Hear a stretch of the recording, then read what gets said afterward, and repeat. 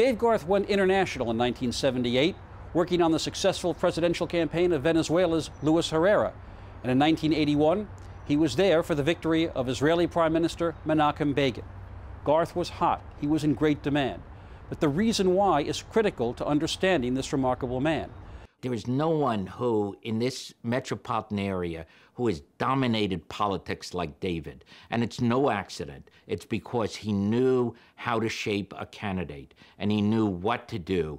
I think David Garth's role as a kingmaker lay in his ability to elicit the key message that was really going to give people a leg up in the competitive process. Pick what resonates with people, hammer at it, keep hammering at it, don't get diverted. This is the salient point. This is the marketable point that we are going to sell this candidate on. In 1980, Dave ran the campaign of Pennsylvania Republican, well, then Republican, Arlen Specter, who was elected senator. He also took on the only presidential campaign in his political career, working on the independent effort of John Anderson.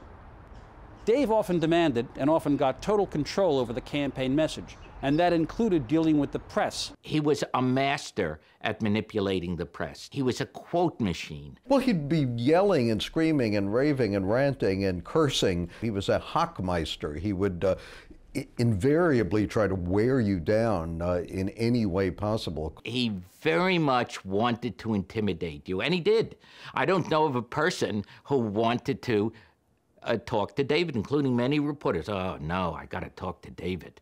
You know, what am I going to do? And you would steel yourself up for that interview with David. David, can I talk to you? No. And, you know, and so what do you want? And, you know, it's, well, you know, the mayor said this, you know, what do you think of his strategy? He said, that's for you to find out. He really understood the craft and the manipulation of the press and how to shape stories way before anyone else did. He was a master at it. To be sure, Dave had his share of losses. Particularly painful were the losses in 1982 of New York Mayor Ed Koch in the governor's fight in New York, and Los Angeles Mayor Tom Bradley in the governor's fight in California. In 1989, Koch lost the mayoralty in a bruising primary battle with David Dinkins.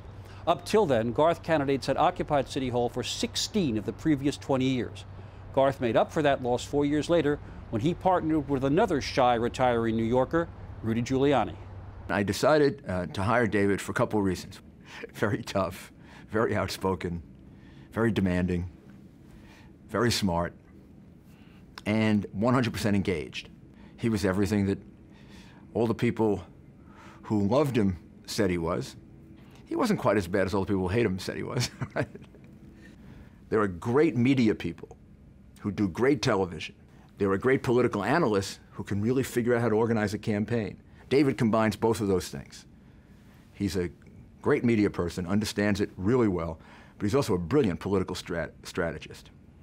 He is 100% on your side, and he is a tremendous friend. We would have all of these sessions, prepare scripts, go over the scripts, edit the scripts, take out words, put in words, try this one, try that one. Some of them were good, some of them were bad, none of them were great. And then we were having this one session doing commercials, and after we finished shooting the commercials, I think David just asked me something like, how'd you become a Yankee fan in Brooklyn? When I was 2 years old, my father put a Yankee uniform on me and sent me downstairs to play with the kids. And the first thing they did was throw me in the mud. So here I was in the middle of Brooklyn. I was the only kid on my block that rooted for the Yankees. All my uncles were Dodger fans. All my friends were Dodger fans. And we would travel all the way to the Bronx to watch the Yankee games because my father made me into the only Yankee fan in Brooklyn. I was it. I mean, I couldn't find, for years, I couldn't find another kid from Brooklyn who was a Yankee fan. It was a fabulous commercial. You know, that, yeah, this guy could really take it. He's a tough guy. And that's what he was trying to do, and he got all this. Brilliant craftsmanship. You can't say more about him. He really was a genius for his time. In 2001, as the next New York mayoral campaign loomed, 3 different Democrats, Ferrer, Vallone, and Green, all came calling. And Dave said no. Then, another aspirant for the mayoralty reached out, Mike Bloomberg. He signed on to work for people that he had confidence in. You know, he's not just a hired gun that would work for anybody. If David Garth, and that was my job to hire him the first time, was to convince him. I knew we wanted him because Patty Harris told me we wanted him. I didn't know him before that. But my first job was to convince him that I could make this city better. We yelled at each other a lot. David and I yelled at each other, you know, and fought, and invariably won. Really annoying. And almost every time he was right in retrospect. David was really critical in helping him kind of be able to project himself in a natural and honest way so that the public could really see who he was. And when you talk to him about what do you say to the public, how do you get the public to have confidence in you and vote for you, I think the first piece of advice would be yourself and be realistic. Dave Garth's career as a political media consultant has spanned almost 50 years, half a century, where he made a lasting impact in how political campaigns were conducted and who governed us. David Garth was an original. He really was. In that world, when he started, he's still an original. I don't think anybody's gonna replicate either his style, his passion, or, you know, his sheer brilliance about politics. He didn't go for some hack out of a clubhouse. He went for guys that made a difference. That will be his legacy in the history books, I believe. I can't think of a better way both to honor David and to reflect his vision and his values than through a chair at the City University system.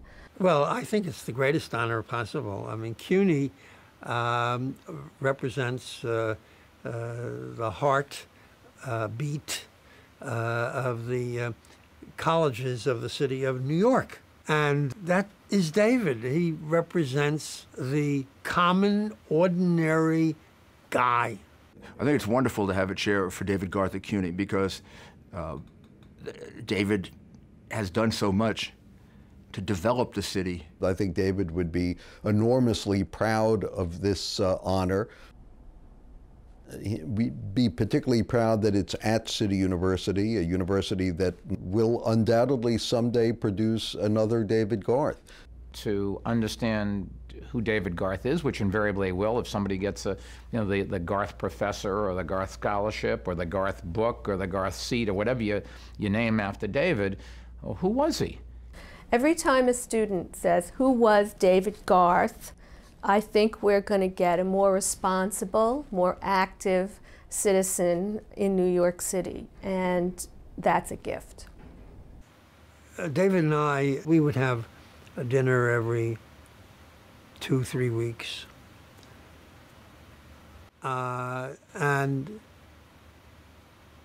you know, you sit at the table and you talk about current events, but ultimately you drift back into the battles of the past and the war stories that each can tell, how we won this and how we won that and how we suffered here and suffered there.